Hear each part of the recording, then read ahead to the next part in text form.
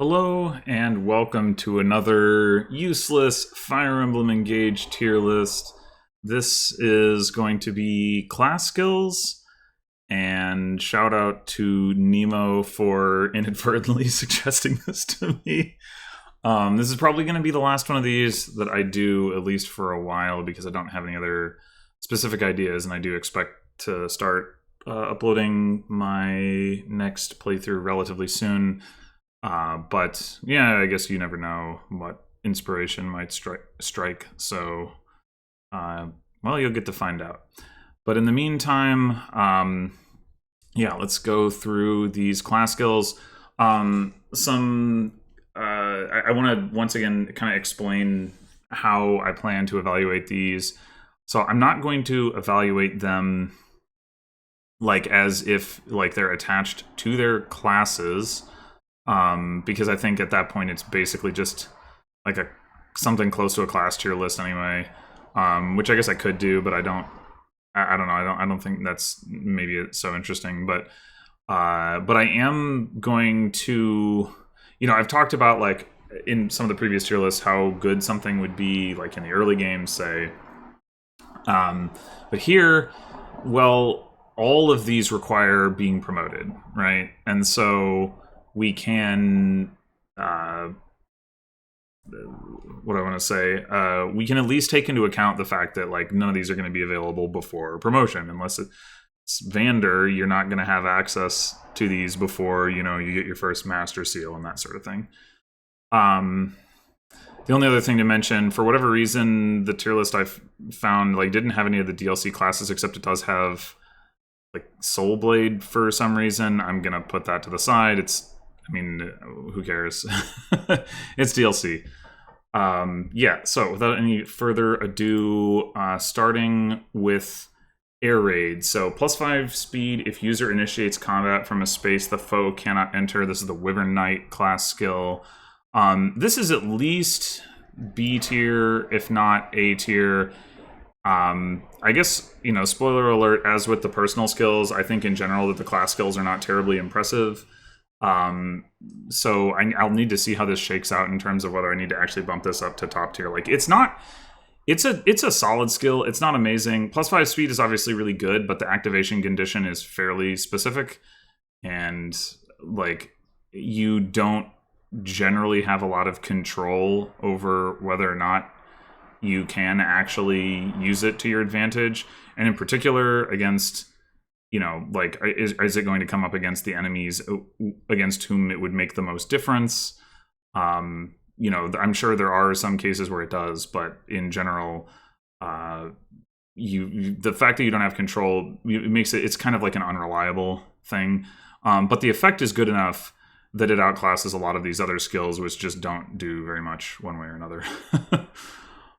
Next up, we have Allied Defense. -3 damage taken if user is between an ally and a foe. I'm actually not... Reading that description, I'm actually not entirely clear on whether... Like, it says a foe. That kind of implies that if you had... you're standing there, you have an ally to your south, and then you have an enemy to your north, and then there's another enemy attacking you from the east or the west, that this would still proc. I'm assuming that's actually not the case, but I don't think it really matters that much. This is, I'm going to say D tier. Like, it's like... This is one of the skills, and there are quite a number of these it's stronger as an enemy skill than as a player skill, because enemies tend to be bunched up, but and not that you can. You can play the game where your player units are bunched up as well, but the effect like isn't that strong for a player unit. Like, the thing with the enemy unit is that like them having an extra 3 defense, or I guess I should say -3 damage. It's not defense, but them taking 3 less damage like might be the difference between you one-rounding them and not, and that's like a huge deal. Allied defense certainly could extend your survivability in an enemy phase, like for how many hits you can take, but as with other skills that I've discussed that require adjacency on enemy phase, it has to it has all those caveats about how um you need to like be taking enough attacks for this sort of thing to matter, but then like you have to be adjacent to somebody, and like are they not also taking attacks? Like how much can you really like leverage this skill to actually you know meaningfully increase your survivability without compromising your ability to like actually kill the enemies that you're engaging, that sort of thing. It's not a terrible skill. I am putting it in the bottom tier, but I don't. It's not like totally useless, but I think it's very weak. The and like the other thing is like if you're getting hit by a ranged attack, then like I don't know. I'm not even sure. I guess if this activates, I'm assuming. I'm assuming it doesn't, but I'm not totally sure, to be honest. Like, if do you have to? Is it checking like it's like in a continuous line, or is it just like it's in the same like row or column? I don't actually know. Even if it can activate at 2 range, I still don't think that changes much. If it doesn't, well then it's worse. But anyway, all right. Next up is Back at You.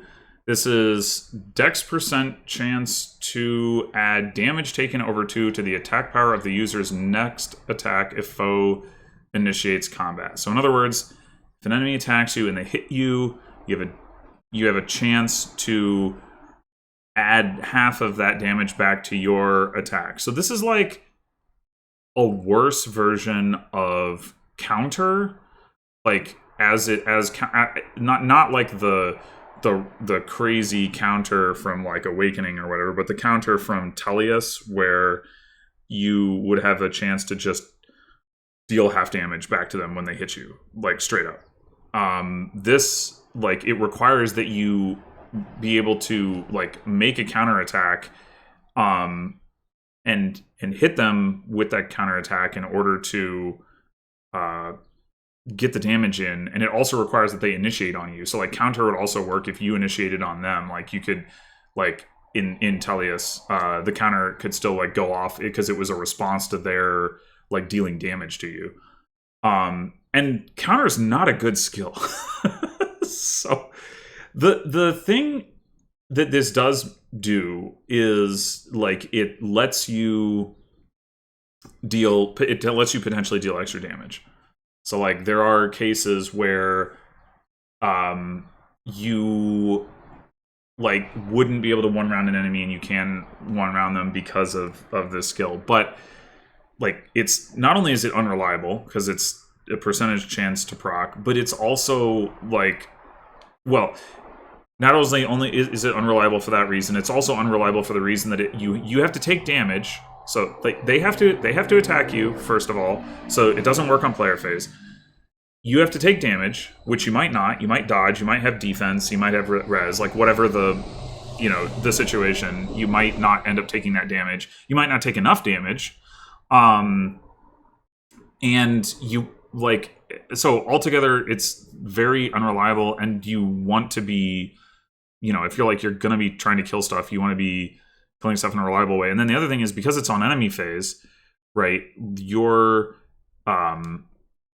You one rounding an enemy because you took damage. Like if you're fighting a decent number of enemies, well, like that means that like if you're trying to enemy phase, you're like, oh well, I'll be able to reach my damage threshold through Back at You. Well, now you've taken extra damage, and it's that much more likely that you're going to die on enemy phase if you're relying on this for your damage.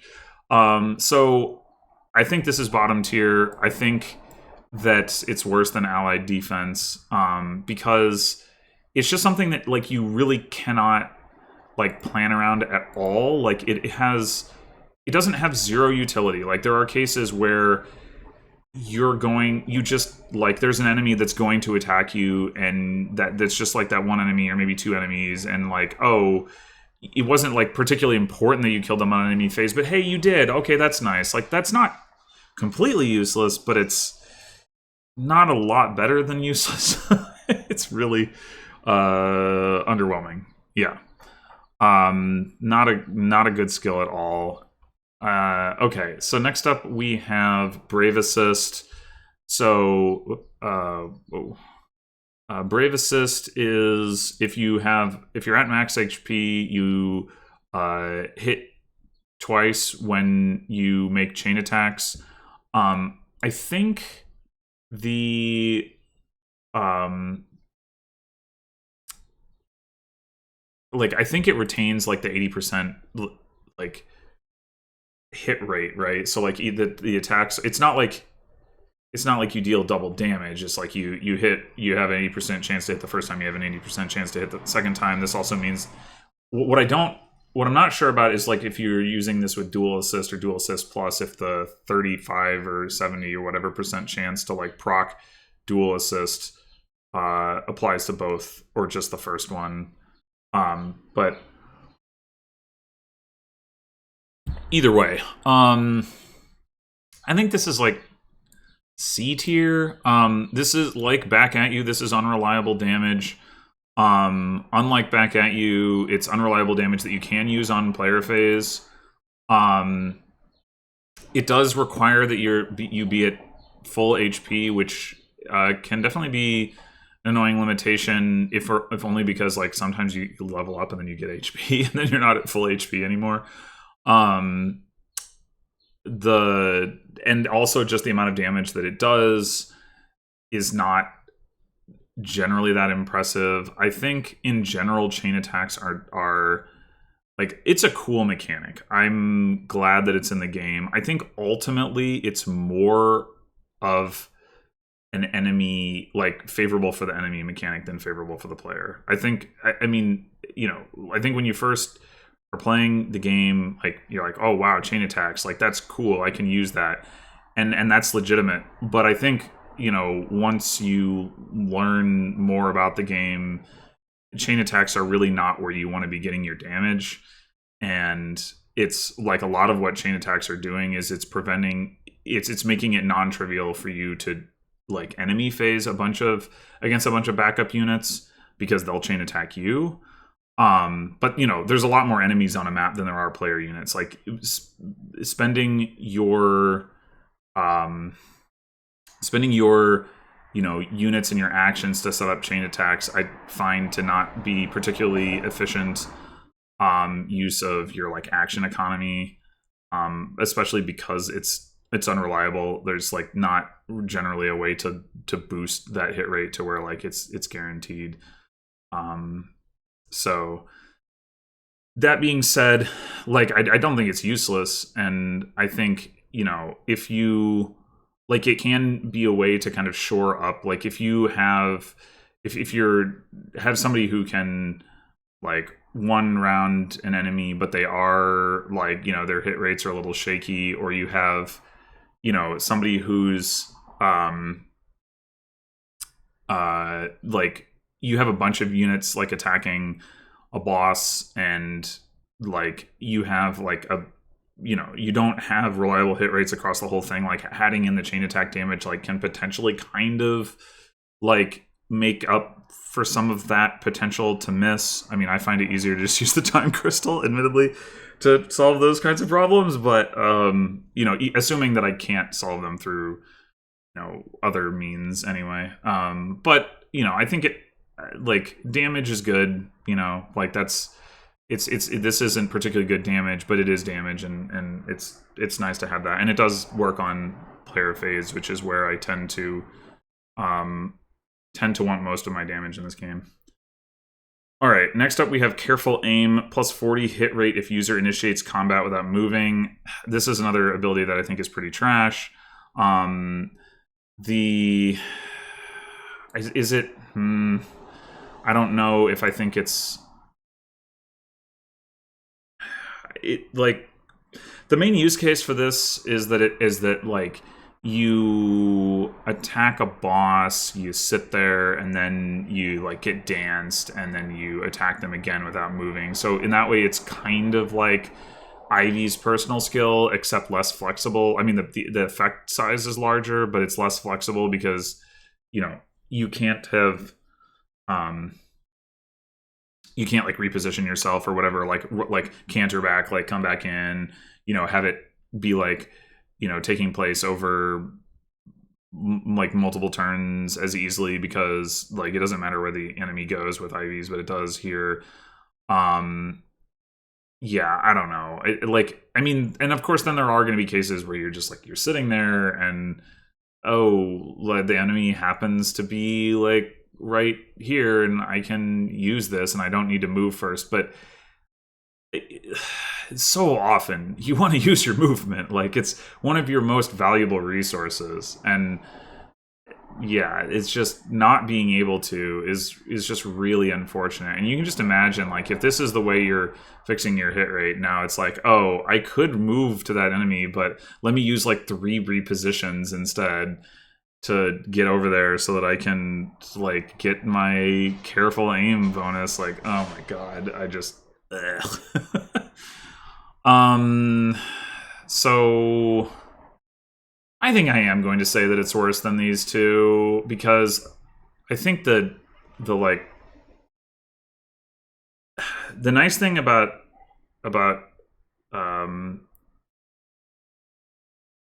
like, well, I guess like the nice thing about like back at you compared to this is you just don't have to put any work for it. It'll just happen sometimes. You're like, that's nice. Like, but I don't know. It's kind of like whatever. I don't. They're all bad. All right. Next up, we have Chaos Style. 3 speed plus 3 speed if user initiates combat with a physical attack against a foe using magical attacks or vice versa. This is A tier. This is like legitimately just a great skill.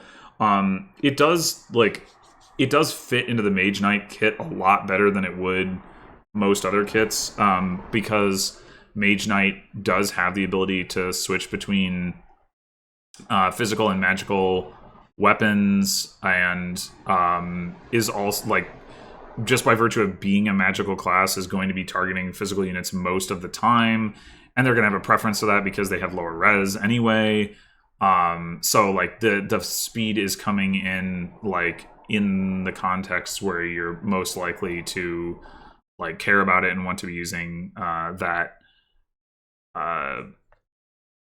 class. If you put this on like a Wyvern or something, then it would proc a lot less often because you'd still be attacking a lot of physical enemies.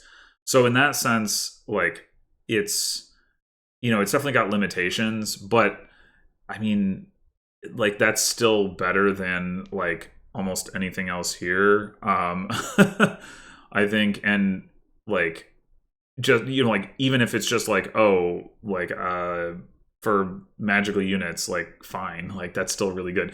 The other thing is you could use it on like like a radiant bow user, who could swap between like a physical bow and a magical bow and that sort of thing. So there are some other contexts where you could still like get value out of it. But even if like literally it's just like for Mage Knights, like it's still really good. just that situation alone makes it really valuable. Okay, next up we have Clear the Way. It's the Griffin Knight. I don't think I've been saying what classes these are, so I'll run back through that really quickly in case you don't know. Hero, Great Knight. This is Fogato's Cupido. This is Bow Knight. It occurs to me, I'm not sure how clearly you can see my cursor, but basically, yeah. So like we had Air Raid from Wyvern, Allied Defense from Great Knight, Back at You from Cupido, Brave Assist from Hero, Careful Aim from Bow Knight, and now we have Chaos Style from Mage Knight. All right, next up we have, so Clear the Way for Griffin Knight. Allies can move through spaces occupied and adjacent to user with a movement cost of 1. So I think there's probably more that you can do with this skill than what I have been able to find with it. I have found it to be like really, really niche. Like I did find one or two occasions where I was expressly like trying to take advantage of it, but um, I don't know. Like the things really have to line up. It's kind of like what I was talking about with air raid, where maybe you can afford to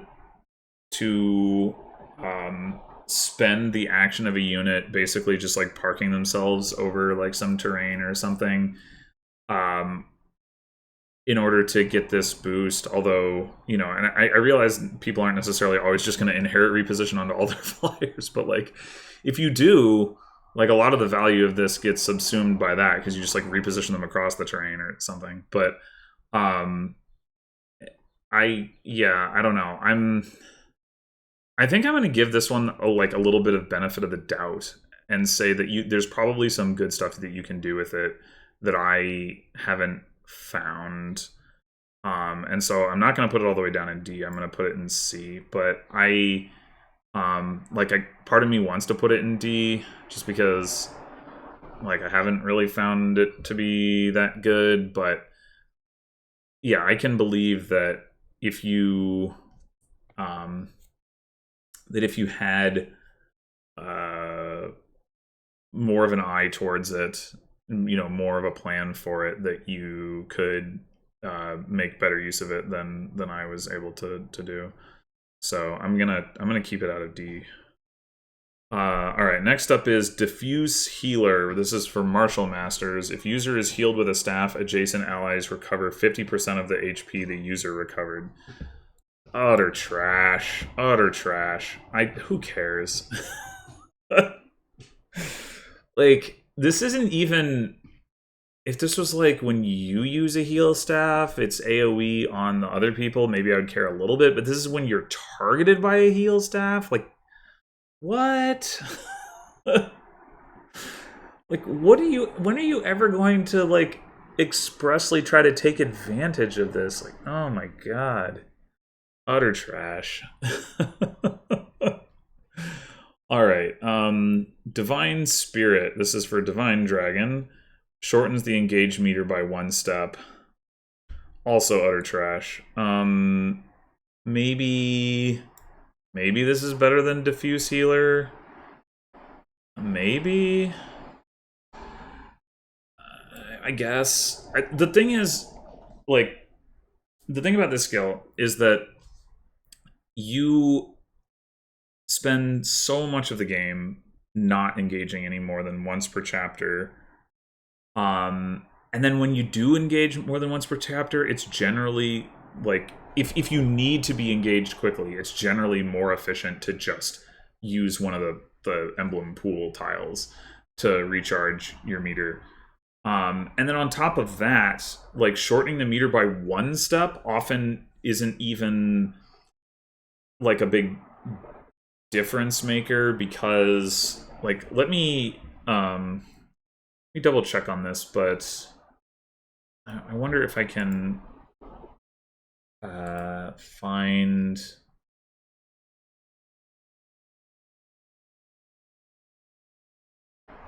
where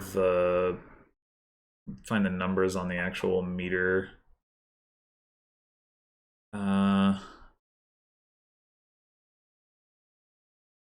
Okay, so it's 8 steps by default, and then it can be shortened by increased bond levels with like an equipped emblem ring. I think it only gets shortened to 7 though. Like you get the one skill that shortens the meter, and then you get the other skill that increases the amount of time you stay engaged. So I guess there's like 2 kind of problems with this. One is that it doesn't shorten it enough for it to be efficient to like recharge the meter in the general case. Like if you weren't already going to be able to recharge the meter, going from 7 to 6 doesn't like really make much difference. And then the other problem is like if you are able to recharge the meter quickly, then this probably isn't like change anything. Like specifically the case where it would is you have the the bond level to where it's shortened from 6 to 7, and then this shortens it again from 7 to 6, and then you have something that either fills the meter by 3 points at a time or 6 points at a time, or I mean, I guess 2 points at a time, but at that point, like, that's still like 3 like iterations, which is already long enough that, again, like, you probably just use the emblem pool or something. So like something like, you attack an enemy, they counterattack, you double them, so you get 3 points. You do it again, you attack them, like, you double them, they counterattack, you get another 3 points. Like, that could happen. But like, it has to be specifically that, like, if like some other enemy attacks you on the enemy phase, like, now you get your 7th point, or like, if they don't counterattack, then you don't get the 6th point, or like, if you're not attacking, if you're using like a staff or something, like, forget about it, or like, it's just, in general, like, actually filling the meter normally is just like not like really something that you're like trying to do, unless you're playing pretty slowly. It's like, yeah, it's just, I just don't think, like, I think this basically just doesn't do much of anything. So, and I had a leer, like on Byleth, for example. Now, I mean, this isn't, if this skill were usable by anyone, it'd be like potentially a different situation, but like, I could never refill the meter by just having a leer like do stuff, like, fight, whatever. Like, it's like, it was always like, you either get your one goddess dance or you got to go find one of the pool tiles. Like, that's it. Yeah, it's just not impactful. Okay, so next up we have Fell Spirit, which is the sort of the counterpart for Fell Child. Fills the engaged meter by 1 step at the start of the user's phase. So I would say this is pretty much strictly better, which isn't saying much, and I put it right next to it. Like, if you are aiming to refill your meter, the odds that you are able to do it within the same turn, like, how would this even work? How, like, under what context could like Alir's version be better? Like, it would have to be a scenario where the Foul Spirit thing never procced. And I guess I don't know for sure, because I haven't paid attention and it's not important, whether maybe the turn that Vale loses her engage, whether like she gets a point back at the beginning of that turn, or maybe she doesn't. Even if I assume, though, that she doesn't get it back, even if it's just like, okay, she disengages and at that turn she doesn't get one, in order for this to make a difference, Alir would have to be able to, like, or like the Divine Spirit user would have to fill their meter completely that same turn and engage that same turn. So they have to like do a bunch of stuff, fill the meter, get danced, engage, like, all within one turn, or else the star that Vale could do, the Fell Spirit user could do the exact same stuff, fill the meter to all but one, and then at the start of the next turn it would fill. Like, so yeah, there's just no way it's not better. And yet at the same time, I feel like it's also just irrelevant. So, yeah. All right, next up we have Golden Lotus. So this is the Alfred's personal class, Avenir or whatever, skill. It's a dexterity % chance to reduce damage taken from a physical attack by 50%. So it's like, is it Aegis or Pavice? I can't remember. It's one of the two, or a version of one of the two. I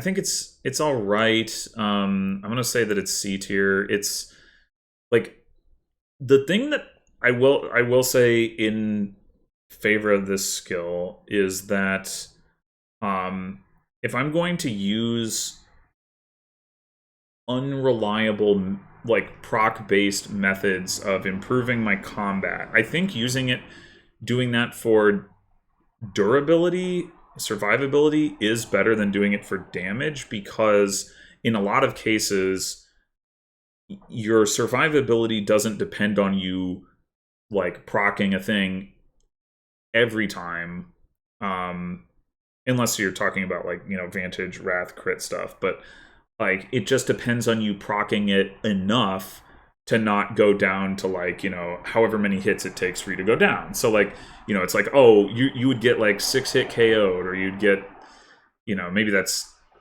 too generous for this game, but like whatever. You get 6-hit KO'd, you have 6 chances to proc this, fine. Whereas if you are like not one rounding and you're relying on a proc skill to one round, like that, you have to get it every time. So that's a lot like higher of a bar to clear. So I do like this skill from that perspective. I think the problem with it is it just doesn't do enough to like take a unit that wouldn't otherwise be able to do enemy phase tanking and like turn them into one that can. Generally speaking, like because one of the reasons I kind of was reconsidering my like 6-hit KO'd is because a lot of times, all but the, like anybody who has the offense to kill stuff on enemy phase usually doesn't have the durability to take that many hits, and they're gonna have to rely on like avoid tanking instead, or Vantage. And the units that do have the durability to do it, like the generals and great knights of the world, will generally not need this skill, and also won't do enough damage on enemy phase to make it like particularly useful, or the enemies will even just like not attack them. Like, but still, like, if I, could have put this on Kagetsu or something when he's like trying to enemy phase with a tomahawk, like, I mean, I would certainly take it. It would definitely, like, even if he is avoid tanking, having this extra like way to not die would certainly be useful. So yeah, we're gonna go with top of C tier for that. Next up, we have Grasping Void. This is Ivy's class, Lindworm. Dexterity, % chance to add foe's magic over 2 to the attack power of the user's attack. So this is like back at you in that it's unreliable damage. But it's unreliable damage that works on player phase. So I think it is, and doesn't require you to take damage. So I think it is distinctly better than back at you. It is unreliable in an additional way to being proc rate based, which is that it's based on foe's magic over 2, and some enemies just don't have much magic at all. So that's unfortunate. So as unreliable damage goes, it is particularly unreliable. Still, I think the fact that it's like doing something in general is like gonna bump it out of D tier for me. But I think I'll put it under Brave Assist. Brave Assist definitely is more reliable. All right, next up we have Hobble. This is the Wolf Knight skill. If user initiates combat with a knife, inflicts -2 movement debuff on foe after combat. This is like an okay utility skill. It's hard to movement -2 is often not really enough to lock down the kinds of enemies that you would like to lock down, like, which tend to be enemies that are hard to one round, because if you could just kill them, then you would do that. And like, ironically, Wolf Knights are like a good example of this, where like they're fast, they're reasonably durable. They're not fun to attack into because they can poison you. So like, but that's also the kind of unit where it's like even at 4 movement with 1-2 range weapon, like they're still going to threaten a lot of space. Now you could combine this with other things that are restricting movement, like a dragon vein or something, but I do find that like hobble doesn't really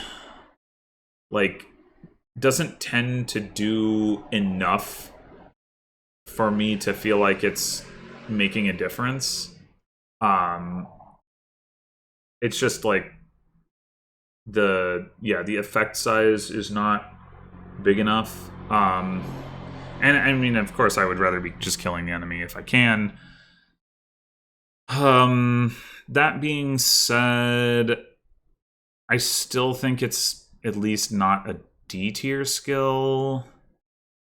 And in particular, like,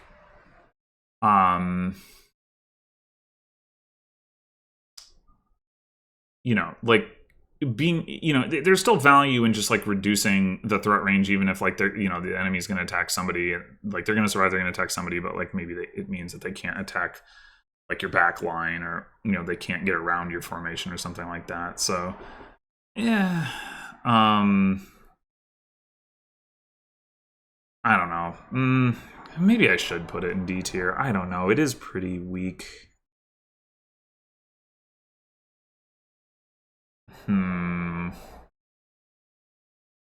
Yeah. I think I've changed my mind. I think I am going to go D tier with this one. But we'll go top of D tier. Okay. Next up is Ignis. Another proc skill. This is for Vidam or Vidame or Vidama or whatever.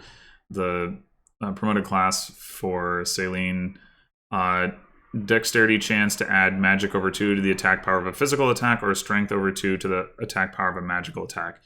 So I would say this is another case where the lack of reliability limits the usefulness of this, but then on top of that you also have the limitation that it's where Grasping Void has the problem that it's reliant on the enemy's magic stat. This has the problem that it's reliant on you having kind of reasonable mixed attack stats. If you put this on Kagetsu, like, it's not going to do anything because his, I don't know what his magic is, but I assume it's very low. If you put this on, like, Pandreo or something, like, again, I assume his strength is low enough that it's not really going to do anything. I don't know, maybe that's not actually true and he has okay strength, but and then it's also halved. So like, if you assume you have like a decent secondary attack stat, if you're using your primary attack stat because that's the one that's better, and so you're using, now this is coming in on like the secondary one and it's getting halved. It's like, I mean, it'll do some extra damage, but it won't necessarily do a lot of extra damage, and that's on top of it being unreliable. So like, I still think, I still think this does make it out of C tier, and I even think it's probably better than Grasping Void just because at least you can plan around it, but it is pretty limited in its application.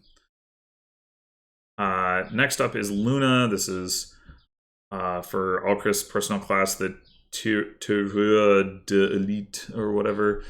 Luna, dexterity % chance to ignore 50% of foes' defense and resistance during an attack.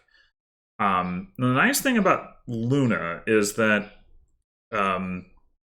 ignoring like a foe's defense and res when they have low defense and res, like, yes, you're doing less damage, but also you probably weren't like having as much trouble killing that enemy anyway because they didn't have much defense and res. So, you should be able to do a good amount of damage to them. But if you're attacking an enemy that has good defense and res, then that extra damage like is gonna be significant. And so it's still unreliable, but it's at least going to be impactful when it does go off, generally speaking. Or Nate, that's not the right way to say it. It's going to be it's like going to tend to be like when it's provided it goes off, it will tend to be impactful when it counts, I guess, if that makes sense. Yeah, I think this is easily the best of these proc skills, offensive proc skills we've looked at so far. Definitely better than like Ignis.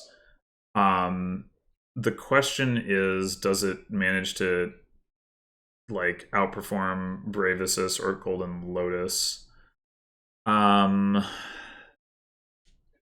I guess also I'll just mention that like the sort of the amount of damage that this can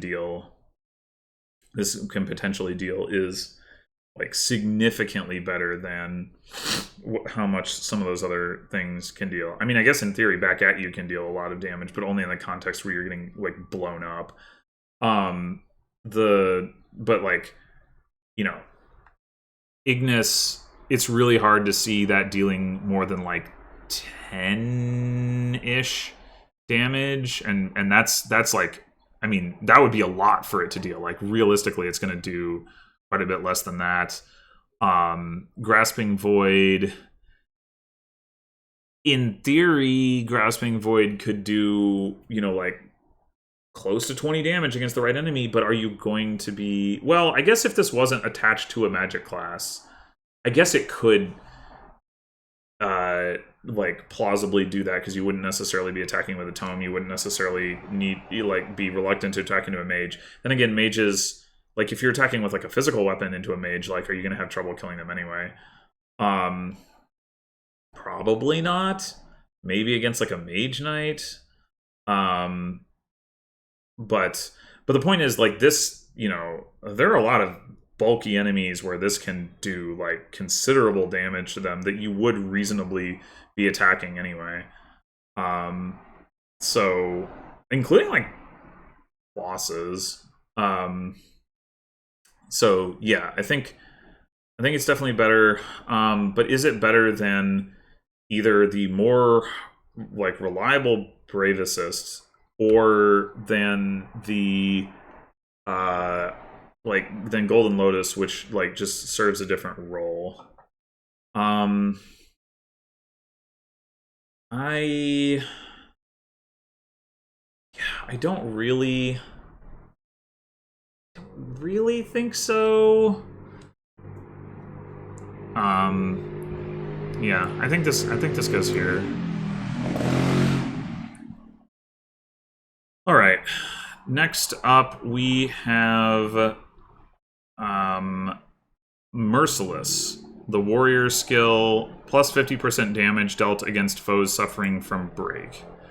This is an interesting one because I have not found this to be very relevant at all, but I can imagine scenarios where it could be extremely good. If you combine it with like a fracture staff, you can like do pretty massive amounts of damage with this. Like if you're doubling, you essentially are dealing it's essentially like you're attacking 3 times. Which is like, as you may have seen from my video on engage attacks, like basically better than almost any engage attack. Now, granted, it requires 2 actions, like to do the fracture. I assume that if you double an enemy and break them on the first hit, that you deal the 50 plus 50% damage on the second hit. So that's basically the equivalent of proccing Divine Speed.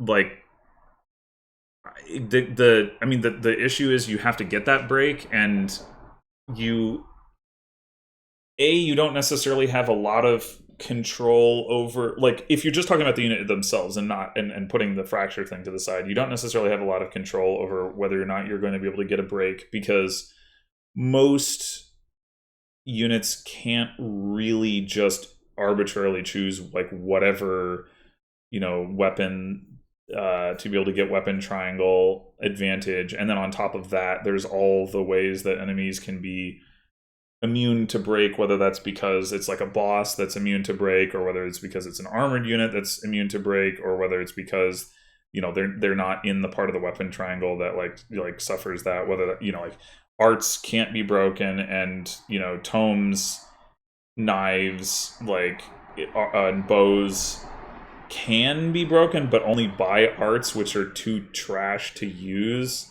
so it kind of doesn't matter.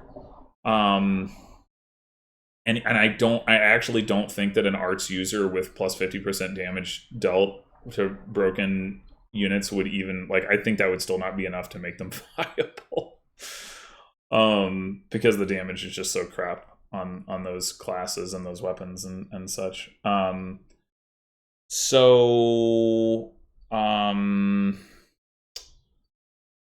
Yeah, it's a tricky one to evaluate. I mean,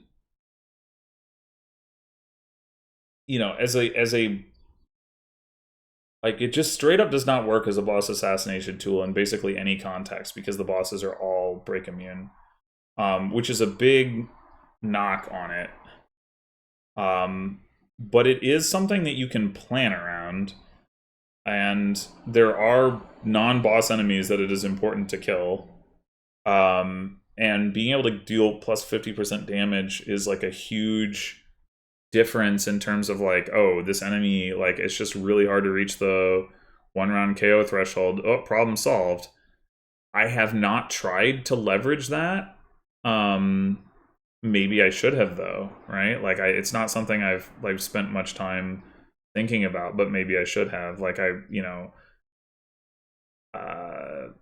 that could have definitely been an oversight on my part. I think I'm talking myself into putting this in B tier. I think maybe even above air raid.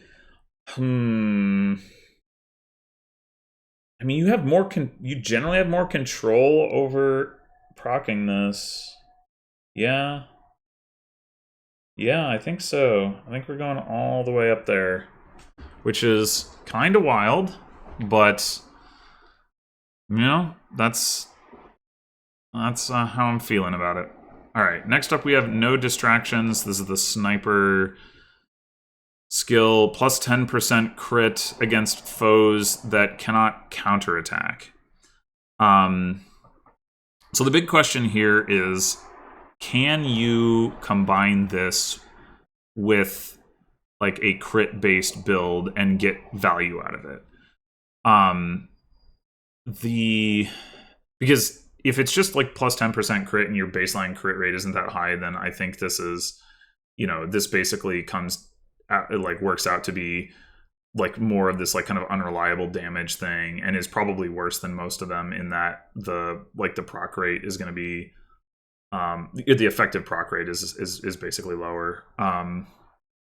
Dex percent is generally going to be better than 10%. So, I mean, it's not an entirely fair comparison, because like if your baseline crit rate is 10% and you go from 10% to 20%, you have like doubled your chances of that. I don't know. Like, whereas like the proc skills are necessarily building from 0%. But, well, I don't know. In any case, but like I said, the more important question is, can you use this to your advantage, like on a crit based build? And like, I mean, I'm sure you can at times, but generally speaking, like the crit builds are going to be using mostly killer axes. Most things can counterattack at one range, and the things that can't, like how much is the problem that you really are having trouble killing specifically like snipers and bow knights. Like that's probably not the primary issue. I mean, you could like a break also means that they can't counterattack. So like, you know, similar to Merciless, like this could work in that context. If you are doing killer bow crits, then okay, well, then you're gonna have like a good amount of enemies that can't counterattack you. It still seems pretty limited to me in its applicability. But it is something that you can plan around in the sense that you can try to pick spots for it, right? It's not the crit itself is a percentage chance, but if you're already working on a crit build and you're just like trying to push the crit rate, that is something that you can, you can plan around, you can strategize around. I think that's valuable. I'm just not sure that the effect, like the sort of the juice is worth the squeeze there, like, or that there's enough opportunities even where the enemies won't be able to counterattack. Yeah. It's a tough one. I think, I mean, it's definitely at least C tier. I think I'm gonna say it just slots in somewhere in here.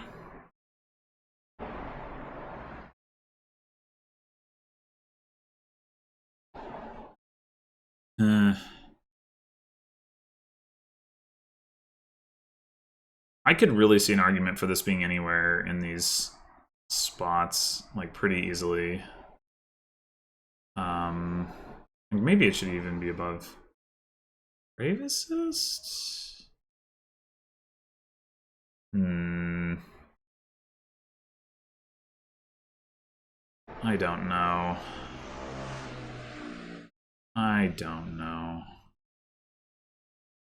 We'll leave it there for now. I feel quite uncertain about that. All right, next up, the Thief skill pass. You can move through spaces occupied by foes. I think this is fantastic. I don't think it's as good as effectively just like +3 speed all the time. I think it's better than everything else. The only thing that's holding pass back in like the actual context of the actual game is that you have to be a thief. But if you didn't, it's really good to be able to just like go through enemies, and like that's going to it's going to help your mobility. It's going to make it easier to set up dance stuff. It's going to let you reach stuff that you wouldn't be able to reach otherwise. Like just imagine like putting this like on a wyvern and then, you know, being able to like fly right, you know, it's like, oh, these enemies are like, you know, between me and the boss. Well, not anymore. They're just flying right past them. Like that's just seems fantastic. It is like it's I guess its utility is a little bit limited by the lower movement speed values that are present in this game compared to other Fire Emblem games. Although you could also imagine putting it on your Sigurd user, and that could be pretty crazy. But yeah, I think it's just really, really good. Kind of like kind of a throwback to older not like way older, but like previous entries in the series, and like how good the skills could be in those, because you know, it is like a mainstay skill in like so many entries, but like it doesn't stand out nearly as much in a lot of the other ones because they have better there's like much better competition than like a lot of this stuff that's not very impressive. Okay, next up is what's this called? Pincer attack. Halberdier skill, user makes a guaranteed follow-up attack if they initiate combat against a foe who is between the user and an ally. This one is another case where it's like, okay, how often can you actually trigger this? Like, can you trigger this often enough to make it something that you can use to take a unit who wouldn't otherwise double and make them into a doubler? Again, I'm not 100% sure, like, if this actually requires adjacency. I would think it does. It would be pretty weird if it didn't.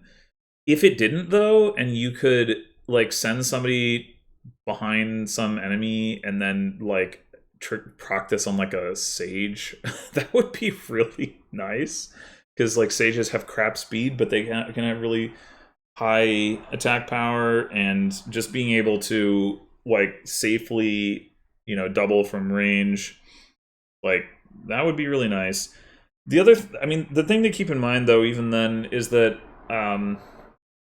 like, why are you behind? Why do you already have somebody, like, adjacent to behind this enemy? I mean, certainly it could just happen to be the case that, like, you attacked some other enemy and then you, like, landed in that position either because where the enemy was, or you cantered there or something like that. Like, that can certainly happen. But it is, like, it isn't exactly, like, trivial to set up. And, like, if you have to do it by just, like, moving the unit behind, or like, you're like, oh, I had to, like, attack them. I mean, if they're a boss, then, like, that probably works out, right? Because they're gonna have multiple HP bars anyway. For other enemies, like, you'd hope you would have just killed them already, but I do think, killing bosses is a big part of what, you know, the game is about, and it will tend to just work on bosses. So I do think this potentially goes pretty high here. I think I'm gonna say it goes above Air Raid but below Merciless. Yeah, we'll go with that. Alright, next up is Pivot, the Paladin skill on command. Move one space in front of an adjacent ally. So this is, like, kind of like the inverse of reposition, where you're repositioning yourself across an ally instead of repositioning the ally across you. The big problem with this skill, so I should say, like, movement skills in general I think are good. But the big problem with Pivot compared to other movement skills is that it requires the action of the unit that wants to do the moving, and that usually isn't what you want to be spending their action on. Like, usually the unit that you want to be granting mobility to, like, you want to be using other units to help them get that mobility because they've got some job to do. That's not to say that you wouldn't find uses for this, because you totally would. You know, if nothing else, like, you know, if you're just sort of rushing, like, a group of units in some direction, you can use this to kind of, like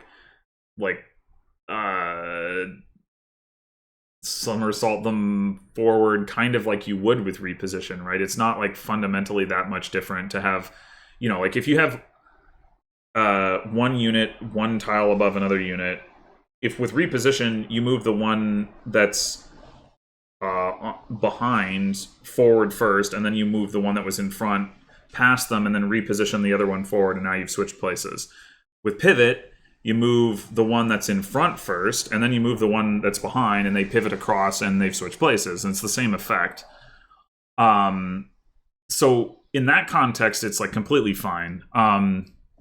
But I do think that, generally speaking, like, this is, like, way less useful and less flexible than reposition. On the other hand, like, movement tech is still movement tech, and you can definitely do some stuff with it. So I think it's still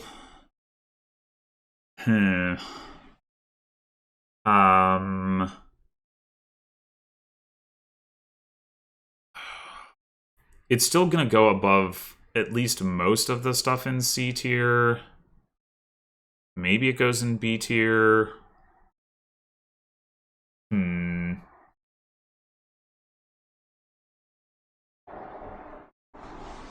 And this is incidentally, I said, movement tech is still movement tech, is part of the reason, like, I feel like I might still be underrating Clear the Way. I might also be overrating it. I'm really not sure.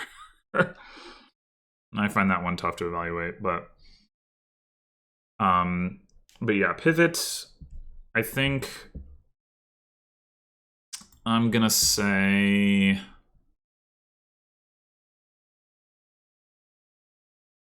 it is a little hard for me to believe it's better than Golden Lotus, just because of how limited its applications as movement tech are. So I think I'm gonna say it slots in here. But I could probably be talked into moving it upwards if there's some considerations for it that I am overlooking. All right, next up is Reforge. This is the Royal Knight ability. If user has HP greater than or equal to 11 and an adjacent ally is inflicted with break, transfers 10 HP to the ally and restores their break status. Okay, so in theory, this can be used to keep an enemy phase unit sort of like in the fight, and you could imagine like a scenario like whether it's due to like precise placement of your units relative to enemy ranges, or some combination of like bonded shield, decoy, like, and this or whatever, where it's like you have your enemy phaser and then you have your Reforger, and they get the break on the enemy phaser, but then you reforge them and so they can counterattack or whatever. It's just super niche, like, that you could actually set this up and have it work out.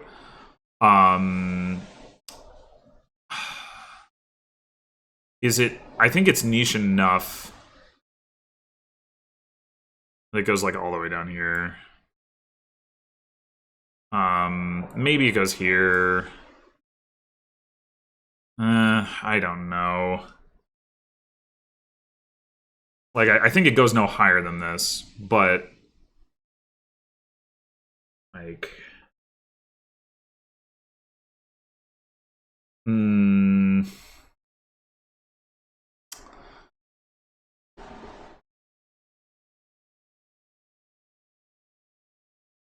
yeah, I think.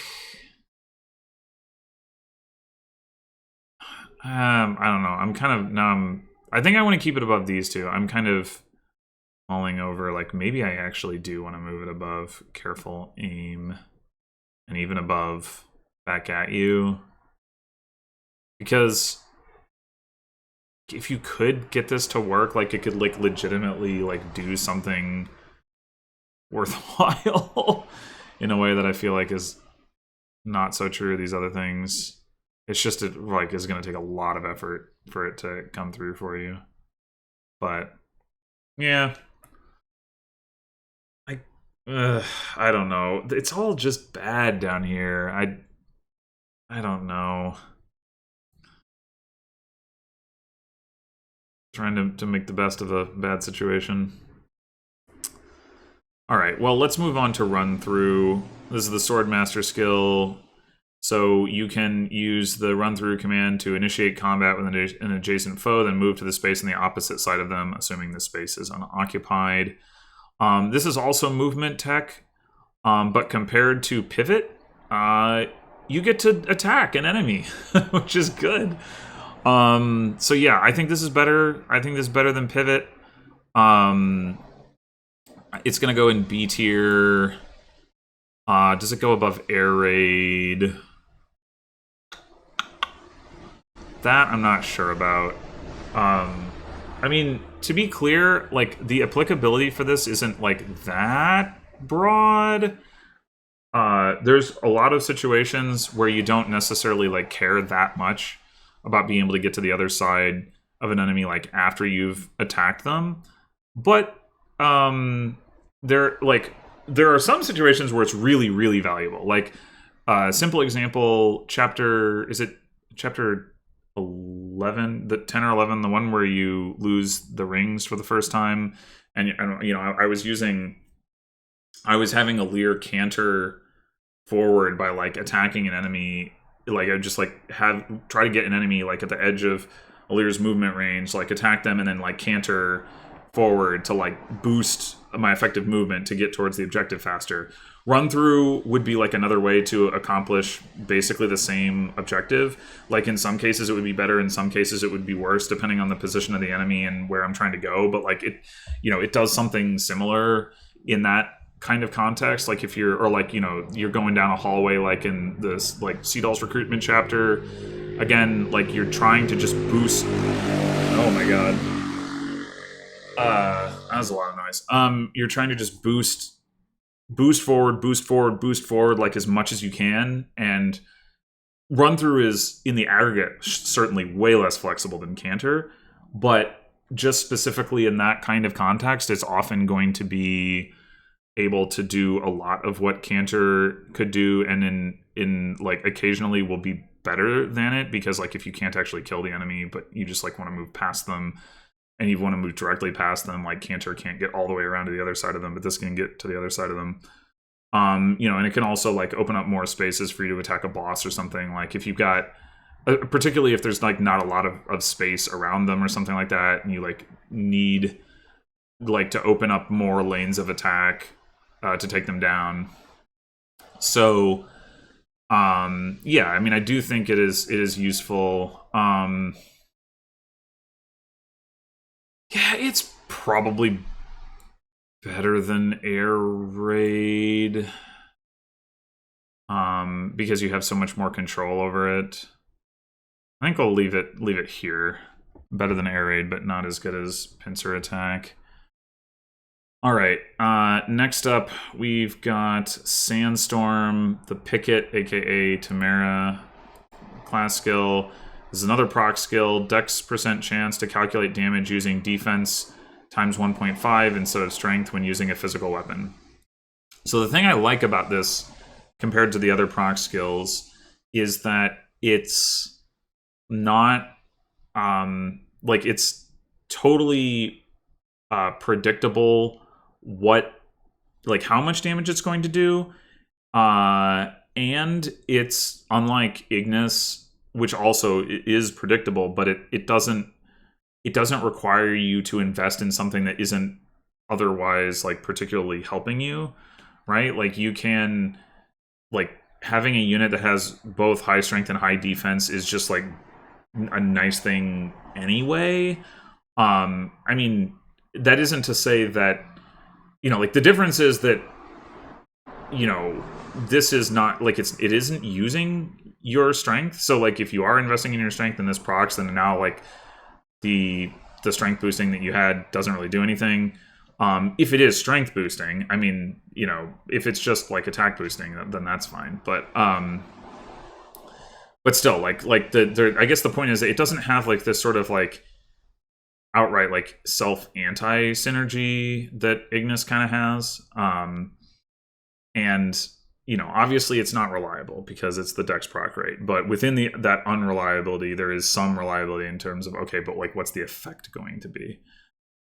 I think this like might actually also enable, when it activates, which is of course the problem, but like a sufficiently high defense like general or great knight might actually be able to legitimately like just like one shot even non super squishy enemies with this if they proc it, because like if you're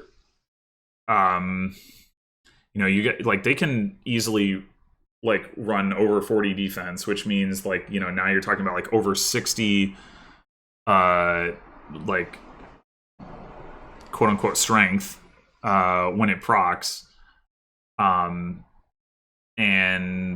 that's a lot. That's a lot. uh, that plus like especially like a smash weapon that will probably one shot things. The problem is, of course, it's unreliable. So like how much does that even matter? Like, but I think it can't really be any better than these other procs. Like it can't be much better than these other proc skills because it has like the same fundamental flaw. But I think it is at the very least better than Ignis. Is it better than Luna? Like basically the argument here comes down to like what kind of like unit you're likely to be using and wanting to use. And I think the argument for Luna is that like a super high defense unit is not something that you're necessarily going to even want to field in the first place, because that it's hard to get that level of defense while still being able to like usefully contribute on offense without proccing this skill. And because it's a proc skill, like you don't want to rely on it. So I think I'm going to put it below Luna for that reason, but I could see it going going above Luna. Okay, so next up we have self-healing High Priest ability. User could target themselves with healing staves. Oh my god. Just, who cares? Is it better than Diffuse Healer? I don't know. Like, probably not, to be honest. Like, at least Diffuse Healer, you can, like, get more, like, efficiency out of it. Like, how often do you care about having your staff user heal themselves? Like, that, it's not, their job probably wasn't to take damage in the first place. Just, like, it's so, like, compare this to Live to Serve, right? Live to Serve, you heal another unit, you get some HP back yourself. Like, what was wrong with that? Like, that was fine. Like, why does it need to be this? Like, that way they could do their job and get some benefit out of it as well. Like, I don't know. Like, why do these need to be so bad? Ugh. All right. Next up is Smash Plus for Berserkers. Attacks that knock enemies back one space now knock them back 2 spaces instead. I assume that there's, like, some circumstance under which you would care about such a thing, but man, I don't know. Like, I generally don't want enemies to be farther away from me in the first place. I mean, granted, like, potentially you can smash them towards you if you, like, circle around the other side or whatever, but, like, most of the other thing is, like, there's a lot of the important enemies aren't even vulnerable to smash weapons, and often you don't want to be using smash weapons unless you're doing an engage attack, in which case it won't actually be a smash attack. And then on top of that, like, I don't know, do I care about the fact that they're going 2 spaces rather than 1? I probably don't. It's just, yeah, I don't know. I think, oh man.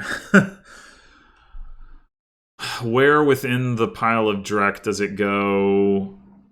It's probably better than the healing ones. I find it hard to care about the order of the stuff down here because it's all, like, so useless. But yeah,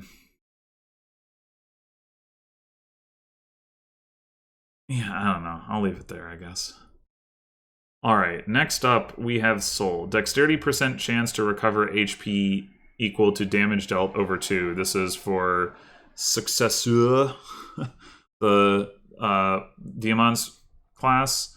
So Soul's a good skill. I talked about with Golden Lotus how I'd rather the proc skills be something I can use for durability because I don't need them to proc all the time to get, like, value out of them and for them to enable me to do something.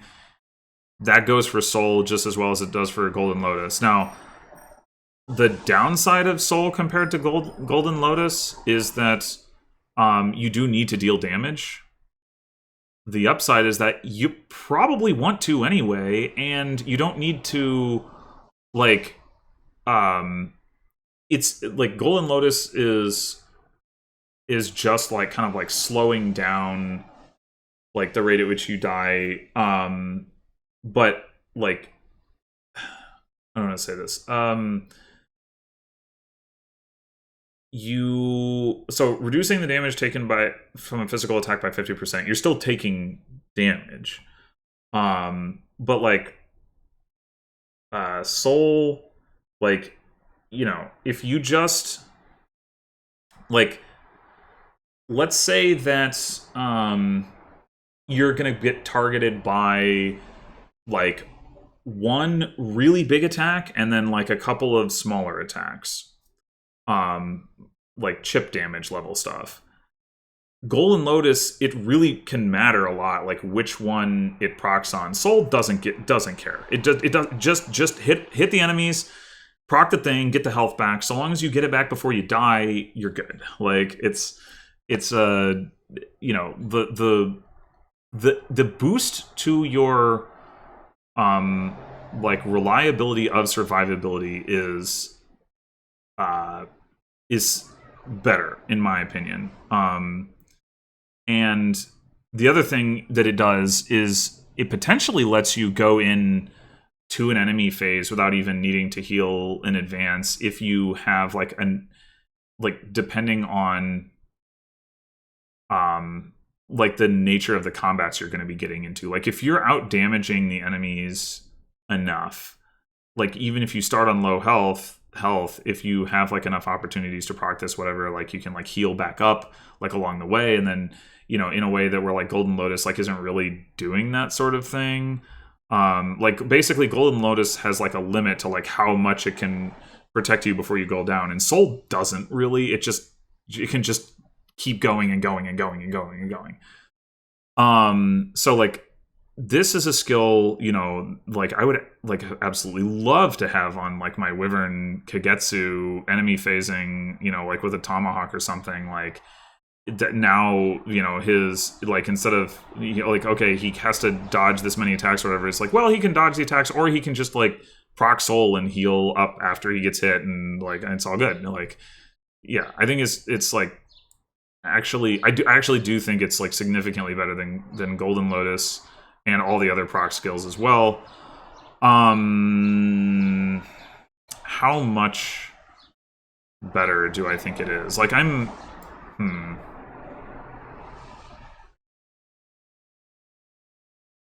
actually tempted to put this all the way up in A tier.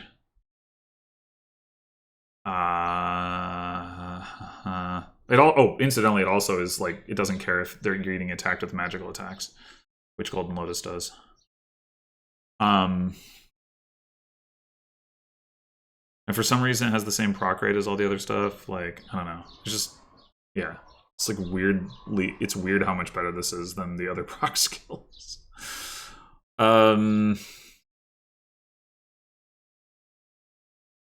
Whew. I think I'm putting this all the way up here. Worse than Chaos Style, but better than everything else. That's what I'm going with. I genuinely think, because like one of the things that this can do is it can transform a situation in which enemy phasing isn't really viable into one where it is, which I think is fantastic.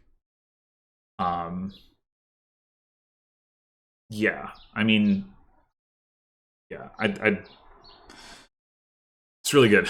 Okay, next up we have, and it actually makes me want to, like, I guess part of it, like, it kind of makes me want to be like, oh, I should try out Diamant, and then I'm like, oh yeah, but he is stuck in that class if he wants to use it, and he can't really use a ranged weapon. It's like, this is why it's important to remember this is like out of context ratings, and probably why they designed it this way. It's like, yeah, but you can't just sit there with a wyvern with a tomahawk and kill everything, because you can't use this skill on a wyvern. Yeah, but if you could, be really freaking good. All right, so next up is Special Dance. The Dancer class skill. We all know +3 dex, +3 speed, +3 luck to whoever you dance for. That's the best one. That's the way it is. It's so good. Oh, you might wonder why do I think this is better than Chaos Style? Like Chaos Style is also giving you +3 speed. How much do you really care about the dex and the luck? The answer is I mostly don't. What I care about is that this can let me give 3 speed to anyone, not just the unit that has Chaos Style. And yes, I do have to dance with them first, so I have to find something for them to do before they get the +3 speed, but the fact that I can apply it to anyone is, to me, like just like the difference maker, where it just like puts this like a cut above. Next up, we have Spell Harmony. Grants attack bonus equal to the number of adjacent allies with tomes equipped. Why the design of this? I just don't understand. Who is going to march around with like a box of mages? Like, why? Like, normally, you run like a couple mages at most, and I don't understand what they were thinking with this skill. It's not that it's like the worst skill. It's just it's so like it doesn't. Allied defense makes way more sense to me design-wise. Like, I get the thought process. It's like you're protecting somebody else. You're like at the front line or whatever. Like, okay, sure. Like, I don't think it's very good because of the way that I think that it's better to play the game. But I understand the thought process. This one, I just don't get it. Like, what? Why would you be marching around with this formation of mages? It's so weird. Anyway, so Spell Harmony, I think is bad. It like, I mean, you can push your damage a little bit with it in theory. Just in practice, it's so like, it's like such a finicky thing to try to do. Like it is at least reliable, but it's reliable at doing not very much, not very well. I definitely think it's in D tier somewhere. Just a question of where.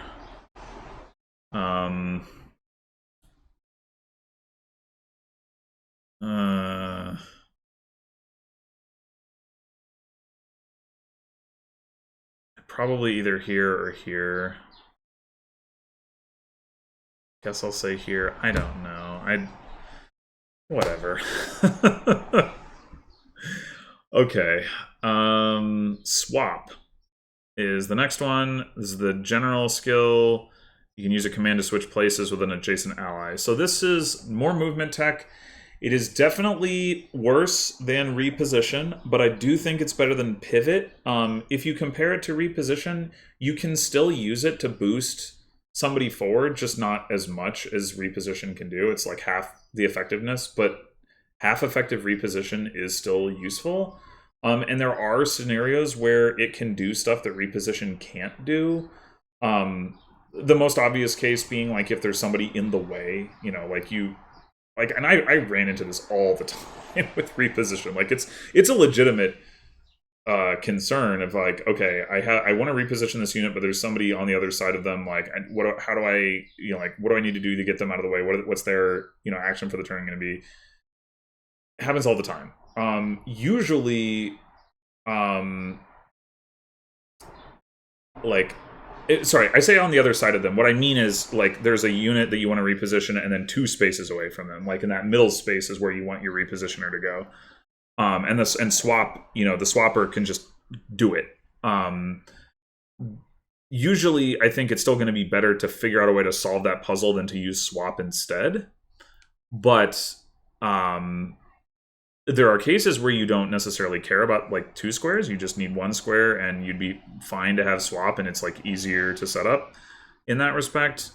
Like there are cases where you want to go like around a corner and you actually don't gain anything from reposition where you would gain something from swap, because you want to, like, it's like if I go 2 spaces, then I like pass the corner like if I go an extra space past the corner, then I need to like make that space back up to get into the like the row or the column that I want to be in. But if I just swap, then I'm in the row or column that I want to be in. So I actually think swap is very good. I mean, obviously it doesn't really like play that way in practice in the game because it's stuck on the general class, but I think and probably the thought process there is like something similar to pivot where it's like, oh, the general is going to like come and swap forward and you know get onto the front line that way, which like fair enough I guess. And you would, I mean, as with pivot, you would sometimes do that, though unlike pivot it doesn't increase your net movement of like your army. It only just changes the relative positions of the units, which is why I don't think that's as relevant in the general case. But there are the general case, but there are definitely scenarios where you would use it for that as well. You know, you have somebody like, especially if you don't have access to canter for whatever reason, you have somebody attack and then you like swap in somebody better for enemy phase, like that'll happen.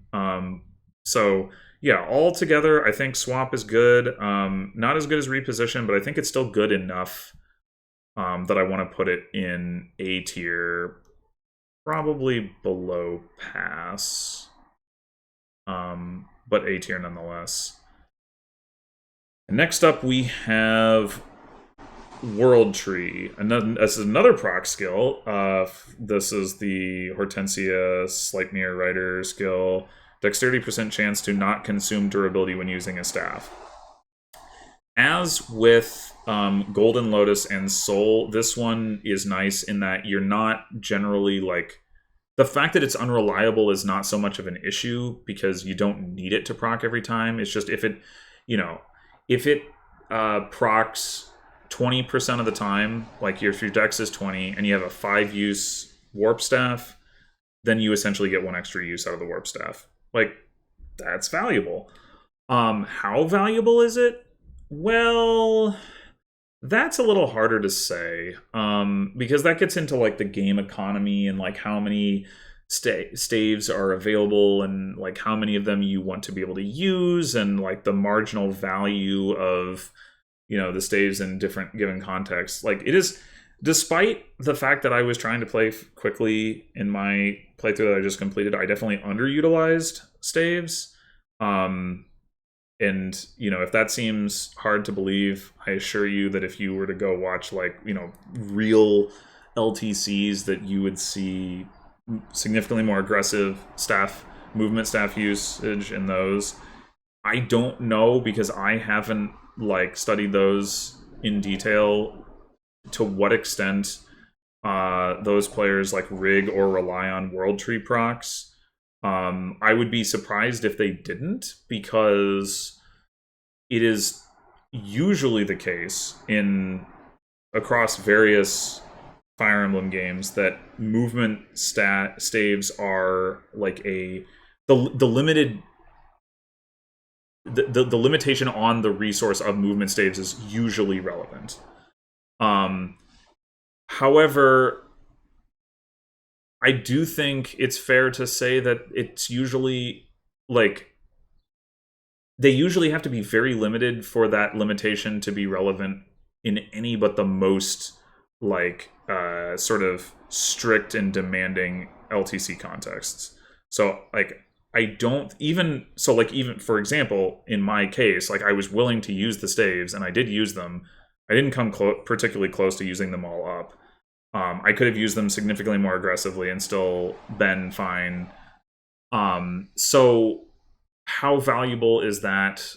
Like, really does depend a lot on your, like, some combination of how much value you put on, like, really going all out for speed and how much you're willing to try to rig this skill to proc. Like, in theory, you could make it so that you could use this skill to have just, like, unlimited access to all of the movement staves. Like, you could like, I mean, maybe that's not quite right because, well, okay.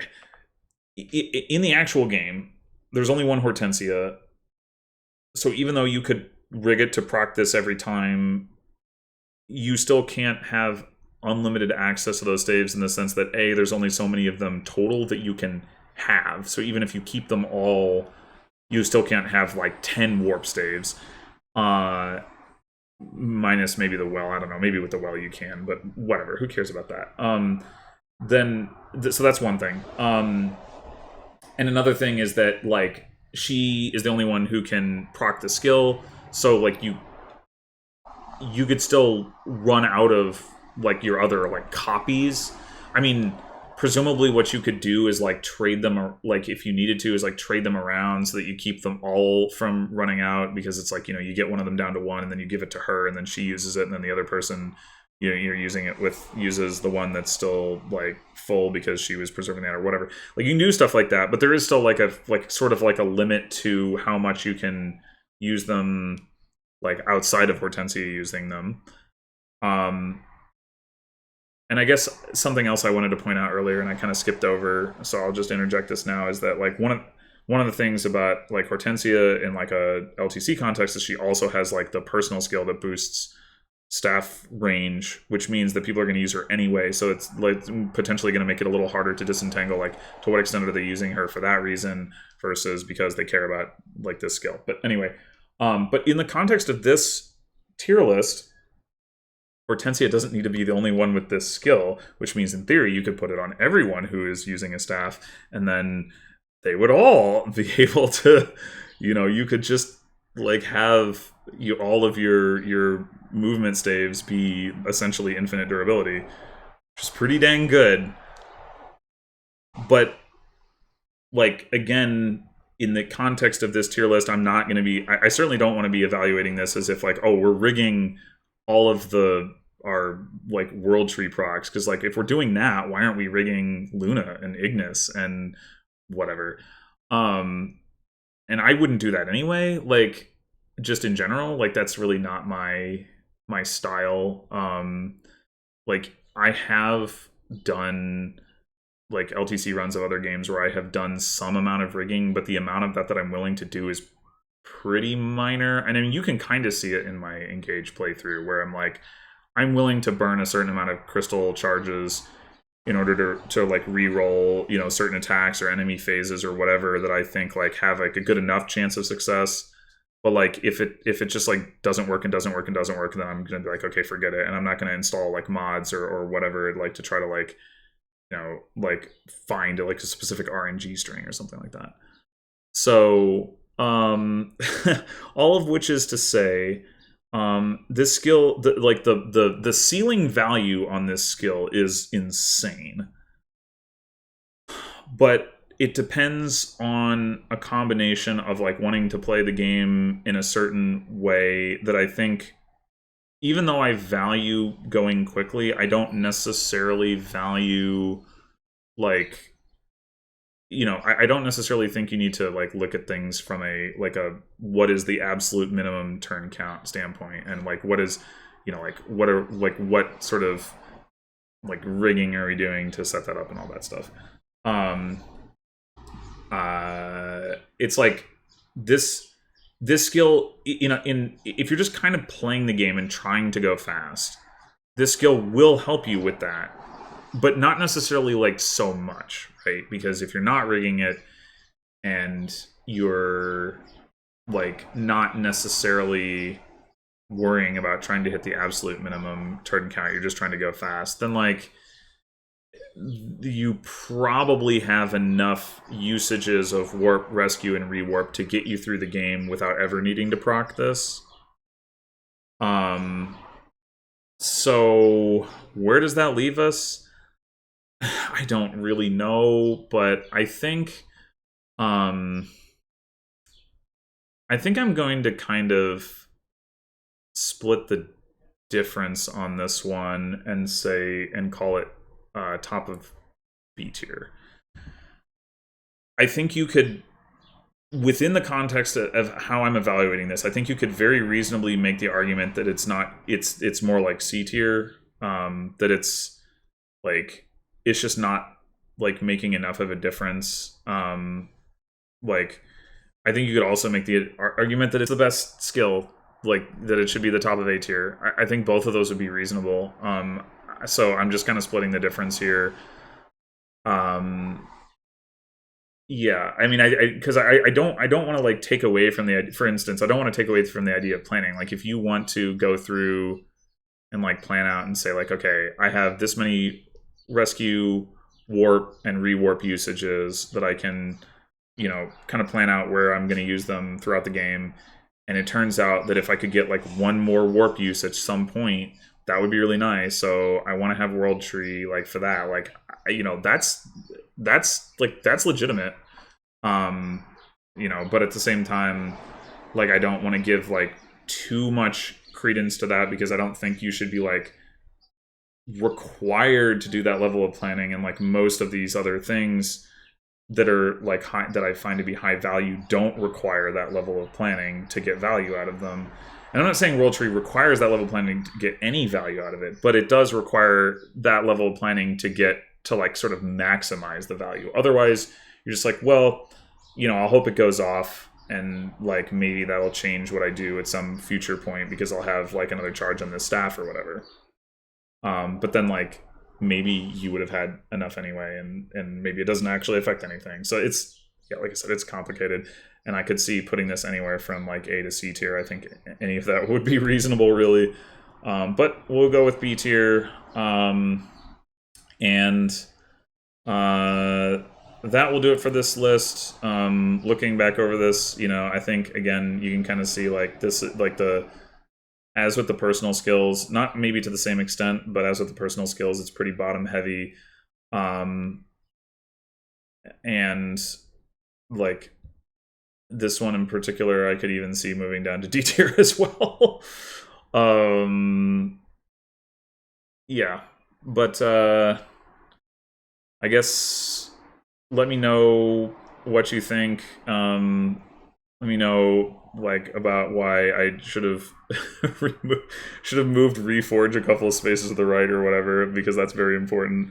But no, like let me know what you think about the class skills, and until probably next up will be an actual playthrough.